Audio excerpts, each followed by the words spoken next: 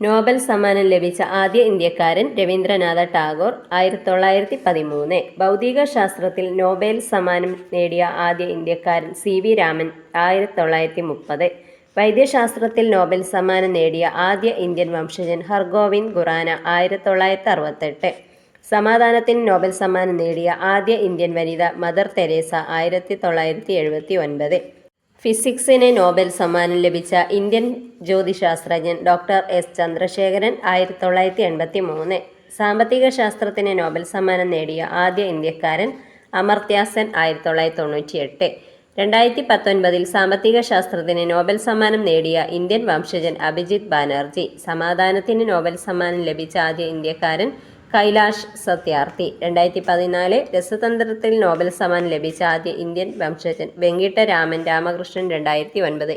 എല്ലാം previous year question ആണ്, ഒരുപാട് തവണ ചോദിച്ചിട്ടുണ്ട്.